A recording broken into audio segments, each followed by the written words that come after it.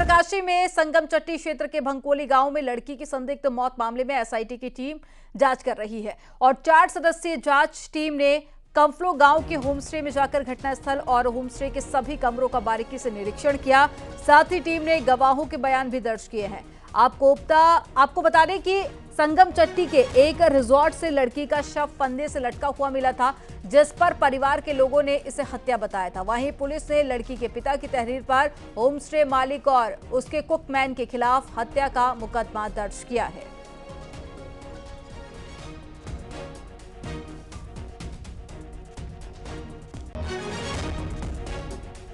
ज्यादा जानकारी के साथ में बलवीर जुड़ गए हैं फोन लाइन पर। बलवीर, इससे पहले अंकिता भंडारी हत्याकांड की अभी गुत्थी पूरी तरह से सुलझी ही नहीं थी कि एक और मामला सामने आ गया। ऐसे में जहां एक तरफ लड़कियां खुद को असुरक्षित महसूस कर रही है, वहीं दूसरी तरफ एसआईटी की टीम जांच कर रही है। क्या अपडेट पूरे मामले में?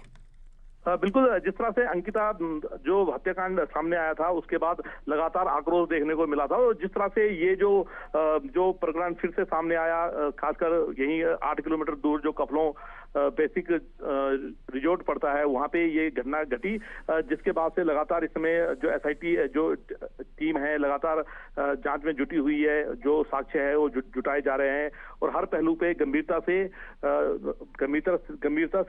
वो साक्ष्य जुटाए जा रहे हैं और इसके साथ जो गवाह है उनसे भी जो वार्ता है उनसे की जा रही है, उनके बयान लिए जा रहे हैं। तो कुल मिला के क्योंकि 5 दिन का समय एसआईटी ने बोला है कि 5 दिन में जो अपनी जांच है ये पूरी कर दी जाएगी, तो दूसरा दिन आज है, तो आज भी लगातार जो टीमें हैं मौके पर पहुंची हुई है और जानकारी जुटाई जा रही है। जो होटल है उसके हर कमरे को तलाशा जा रहा है। तो कह सकते हैं कि लगातार जो एसआईटी बिठाई गई है वो काम कर रही है और अगले 3 दिन एसआईटी इसी तरह से काम करती रहेगी और अपनी जांच रिपोर्ट जो एसपी उत्तरकाशी उन्हें सौंपेंगे, जिसके बाद देखना होगा कि क्या निकल के आता है। जी, जानकारी साझा करने के लिए बहुत शुक्रिया बलवीर आपका।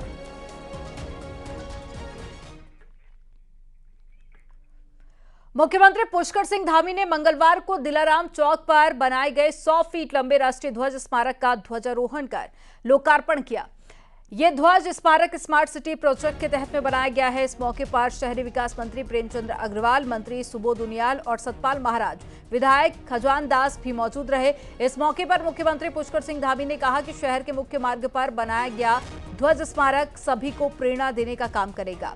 इससे राष्ट्रभक्ति और मजबूत होगी।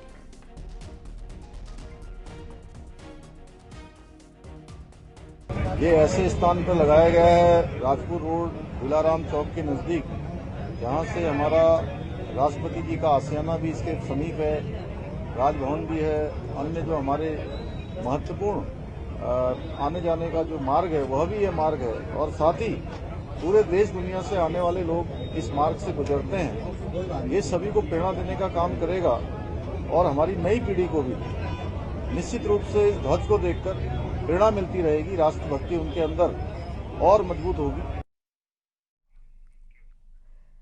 देहरादून सचिवालय में उत्तराखंड एनर्जी कॉन्क्लेव 2023 हो रहा है। इन्वेस्टर समिट से पहले ये एनर्जी कॉन्क्लेव किया जा रहा है, जिसमें सीएम पुष्कर सिंह धामी भी मौजूद हैं। वहीं एनर्जी कॉन्क्लेव में पावर सेक्टर से जुड़े विभाग और साथ ही उद्योगपति शामिल हुए हैं। अभी तक एनर्जी सेक्टर में ही सबसे बड़ा इन्वेस्टमेंट के प्रस्ताव आए हैं और आज इस एनर्जी कॉन्क्लेव में 40,000 करोड़ का एमओयू साइन हुआ है।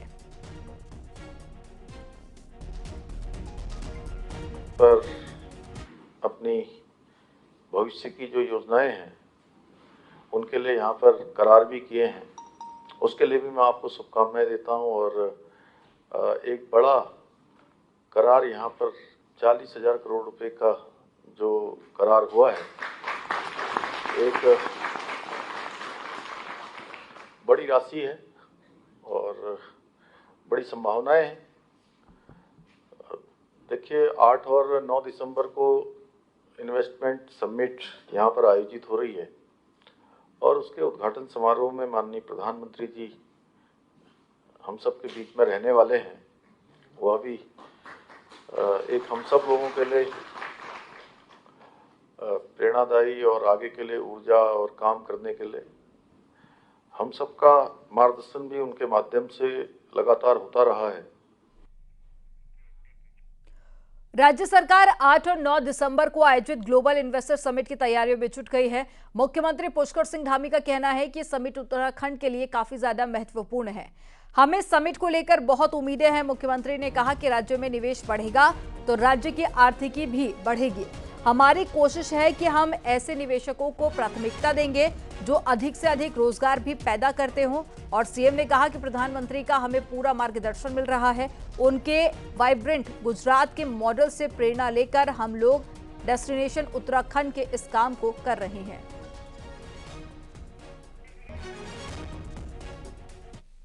लोगों ने हमें आने की अपनी सहमति प्रदान की है, विस्तार से उसको बता दिया जाएगा। हमारे आदरणीय प्रधानमंत्री जी का और गृह मंत्री जी का भी उसमें हम सबको आशीर्वाद मिलेगा। और निश्चित रूप से जो उन्होंने काम वाइब्रेंट गुजरात शुरू किया था, उसी की तर्ज पर डेस्टिनेशन उत्तराखंड हमने शुरू किया है, जो हमारे राज्य के लिए एक बड़ा अवसर है हम सब लोगों के लिए। और इससे जहां निवेश आएगा, उद्योग लगेंगे, वहीं हमारे सभी नौजवान युवा साथियों को अपने घर के पास रोजगार के अवसर भी पैदा होंगे। और ज्यादा जानकारी के साथ में सुनील नवप्रभात जुड़ गए हैं। सुनील, इन्वेस्टर समिट की शुरुआत होनी है, लेकिन उससे पहले ही हम देख रहे हैं कि एक तरफ तैयारियां लगभग पूरी हो चुकी हैं, तो वहीं दूसरी तरफ आज जो कार्यक्रम का आयोजन किया गया है उसमें तमाम उद्योगपति भी शामिल हुए हैं और साथ ही एमओयू साइन होने की भी जानकारी मिली है। और किस तरह की अपडेट मिल पा रही है? देखिए अमनदीप, 8 और 9 दिसंबर को ग्लोबल इन्वेस्टर समिट यहां पर होना है। मैं अभी एफआरआई के कैंपस में हूं, जहां पर इस आयोजन को किया जाना है। राज्य सरकार की पूरी कोशिश है कि इस आयोजन को वो सफल बनाए। जिस तरह के राज्य सरकार ने एक टारगेट रखा था कि हम इस समिट के जरिए करीब 2.5 लाख करोड़ का इन्वेस्टमेंट उत्तराखंड में लाएंगे, उस टारगेट को करीब करीब सरकार अचीव कर चुकी है। जो अभी तक एमओयू साइन हुए हैं वो 2.5 लाख करोड़ के आसपास से उससे अधिक पहुंच चुके हैं। और जो टारगेट था कि 25 से 50 हजार करोड़ के आसपास इस इन्वेस्टर समिट से पहले सरकार उसकी ग्राउंडिंग कर लेगी, तो उसमें भी करीब 40,000 करोड़ के जो इन्वेस्टमेंट है उसकी ग्राउंडिंग की प्रक्रिया यहां पर शुरू हो चुकी है। जिस तरह से आपने मुख्यमंत्री धामी को सुना, उन्होंने कहा कि इस समिट से उत्तराखंड को बेहद उम्मीदें हैं, क्योंकि अगर यहां पर इन्वेस्टमेंट आता है तो ये राज्य की आर्थिकी में एक बूम लाएगा। और राज्य की आर्थिकी में अगर बूम आता है तो ये राज्य में एक रोजगार के नए अवसर सृजन होंगे। आज आपने देखा कि एनर्जी सेक्टर को लेकर जो कॉन्क्लेव चल रहा है उसमें राज्य सरकार ने तमाम उद्योगपतियों के साथ साथ इसके अलावा जो पावर सेक्टर से जुड़े हुए जो लोग हैं उनके सामने अपनी नीतियों को रखा कि किस तरह से उत्तराखंड में उद्योगपतियों के अनुकूल यहाँ पर रेड कॉर्पेट बिछा दिया गया है, किस तरह से नीतियों में परिवर्तन किया गया है। चाहे वो सोलर पावर प्लांट की बात हो, राज्य सरकार ने सोलर पावर प्लांट की नई नीति लाई है। इसके अलावा मिनी हाइड्रो पावर जो प्रोजेक्ट हैं उस पर राज्य सरकार का फोकस है कि यहाँ पर अगर हाइड्रो पावर प्रोजेक्ट बढ़ते हैं तो इससे राज्य की जहाँ बिजली जरूरतें पूरी होंगी, वही राज्य की आर्थिकी भी मजबूत होगी। और अभी तक जो 2.5 लाख करोड़ का जो एमओयू यहाँ पर साइन हुए हैं उनमें अगर आप देखेंगे तो एनर्जी सेक्टर, पावर सेक्टर वो बड़ा सेक्टर है जिसमें सबसे अधिक उद्योगपतियों ने उत्तराखंड में इन्वेस्ट करने में अपनी रुचि दिखाई है। तो इसी के मद्देनजर आज मुख्यमंत्री ने ये कॉन्क्लेव किया जो एनर्जी सेक्टर से जुड़ा हुआ था। एनर्जी सेक्टर के तमाम लोगों के सामने अपनी बातें रखी और उनकी बातों को सुना। अब 8 और 9 दिसंबर पर सबकी नजरें हैं।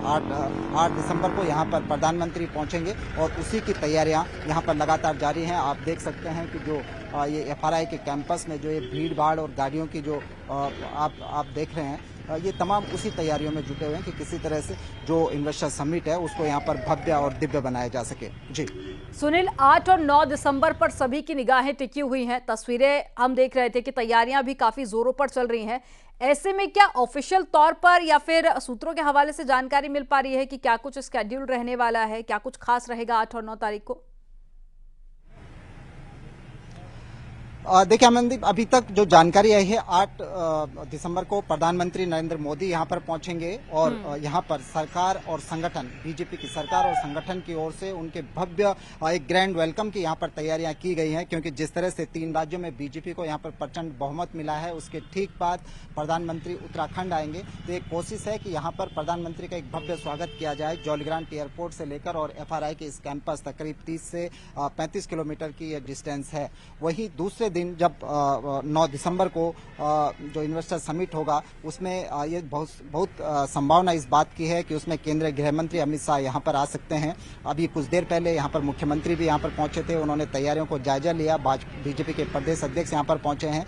कल देर रात भी बीजेपी प्रदेश अध्यक्ष, मुख्यमंत्री और संगठन से जुड़े हुए तमाम लोगों की मीटिंगें होती रही कि किस तरह से इस आयोजन को भव्य और दिव्य बनाया जाए। प्रधानमंत्री नरेंद्र मोदी के यहाँ पर भव्य स्वागत की तैयारियां की जा रही हैं। अभी बीजेपी के प्रदेश अध्यक्ष FRI के कैंपस में हैं, जहां वो तैयारियों का जायजा ले रहे हैं कि किस तरह से इस पूरे आयोजन को सफल तो सुनील, कह सकते हैं कि तैयारियां लगभग पूरी हो चुकी है, बस अब अंतिम दौर की ये तैयारियां चल रही है। आप नजर बनाए रखिएगा। जानकारी साझा करने के लिए बहुत शुक्रिया आपका। और चलिए अब बात करेंगे मौसम के मिजाज की। तो उत्तराखंड के पहाड़ी जिलों के लिए बारिश और बर्फबारी का अलर्ट जारी हुआ है। चमोली, बागेश्वर, पिथौरागढ़ के लिए भी अलर्ट है, जहां पर हल्की बारिश और ऊंचाई वाली जगहों पर बर्फबारी और साथ ही बर्फबारी हो सकती है। वहीं मैदानी जिलों में भी घना कोहरा लोगों की मुसीबत को बढ़ा सकता है। वहीं कई पहाड़ की ऊंची चोटियों पर भी बर्फबारी हुई है, जिससे कि ठंड में इजाफा हुआ है।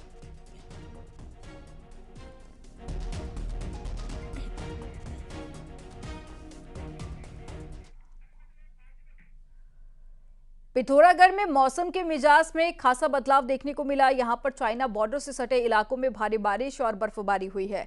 व्यास घाटी की बात करें तो यहां पर गुंजी, कुटी, नाभीढांग और साथ ही रोंगकांग के 1 फीट से अधिक बर्फ की ऊंचाई यहां पर देखी गई।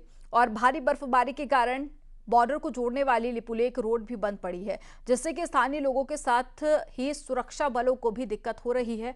और ऊपरी इलाकों में भारी बर्फबारी के साथ ही निचले हिस्सों में भी बारिश हुई है, जिससे पारा काफी ज्यादा तेजी से गिरा है।